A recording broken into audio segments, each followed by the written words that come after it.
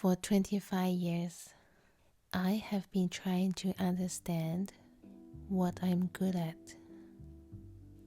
but I couldn't find one single thing that I was good at. I have been playing the piano since I was 4, but I can't play anything if I don't have the sheet music and if I don't practice anything beforehand. Even a 3-year-old kid can do improvisation. A 12-year-old could write her own songs, but I couldn't do anything original. I felt like a machine, a copy machine.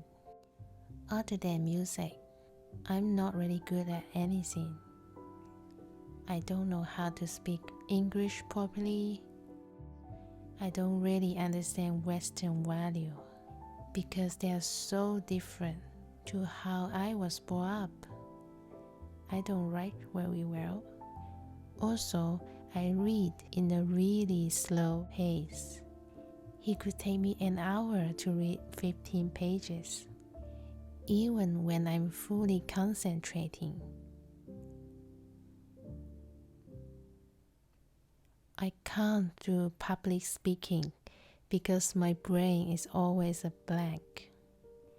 I couldn't remember the things I study when I do accountancy.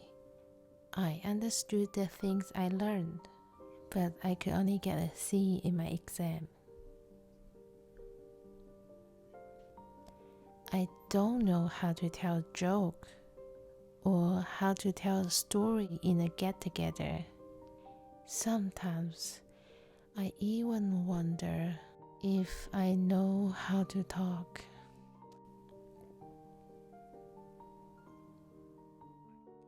I always finish the things I want to say in 1 or 2 sentences, and I simply don't know what else to say after that.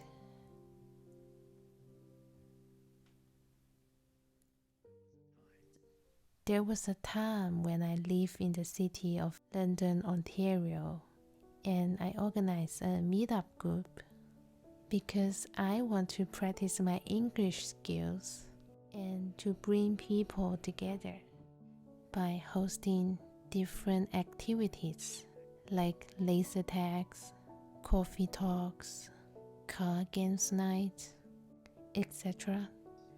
After 2 months, one of my friends in the meetup group told me that a woman in the group said they should kick me out, even though I was the founder of the group, because my English was really bad. As an organizer, sometimes I could feel really awkward because I don't know how to talk to people or how to send out good vibes when we are meeting. Strangely, although I host events for my meetup group for almost 2 years, my people skills never seems to improve. I could see that I'm still that person who doesn't really know how to interact with other people and who often embarrassed herself.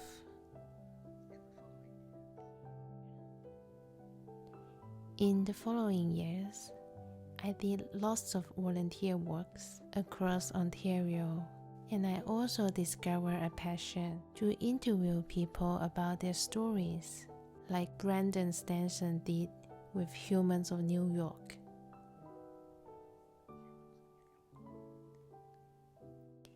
It was really difficult for me approaching complete strangers, trying to have spontaneous, sometimes deep conversations. But I learned how to ask the right questions when I talk to a person.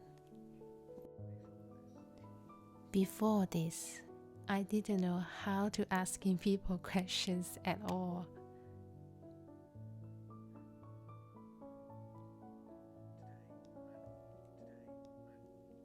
Today, I still not good at talking or socializing or public speaking or doing math. But I feel happy about who I am. After all these years, I finally find a small, unique place for myself as a person. I think I do things really slowly compared to most people. I react slowly to most things and in most situations, but I'm usually very focused on what I do. I pay almost all of my attention to the things I'm doing, and I don't really give up before I finish it.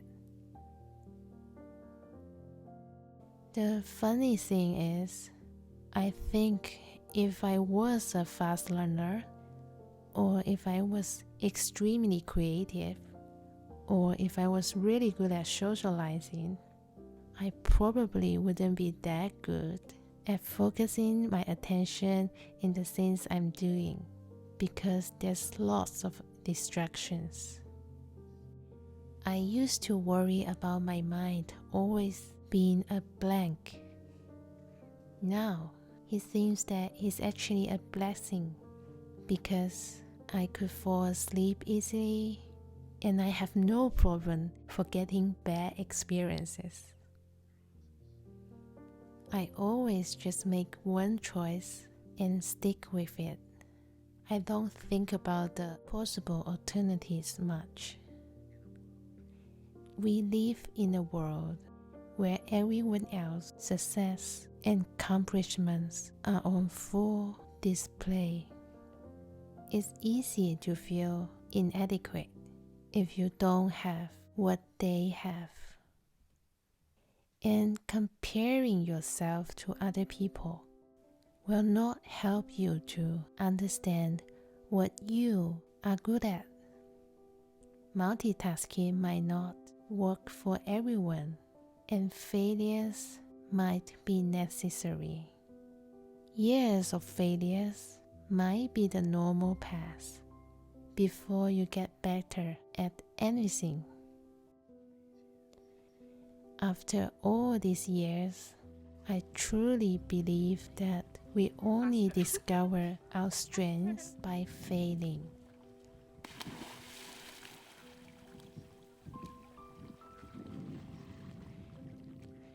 We only develop our skills by trying.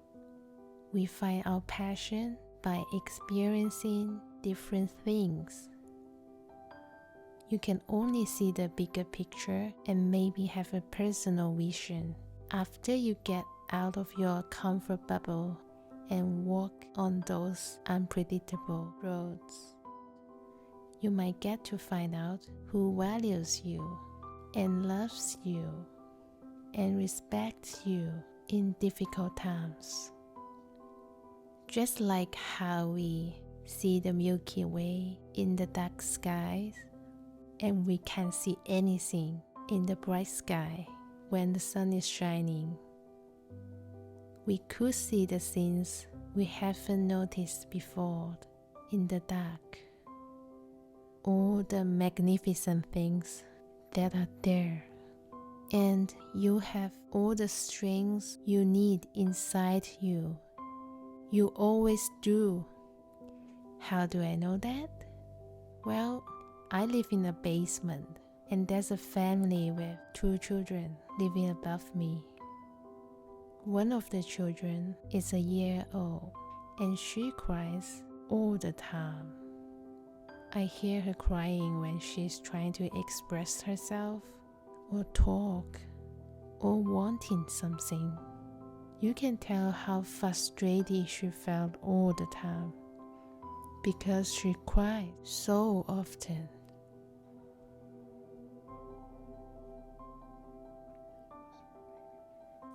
But all of us was a baby once, and it took us years to learn how to talk, to walk, to learn from our mistakes, to learn from others. You have grown before, and you will continue to grow.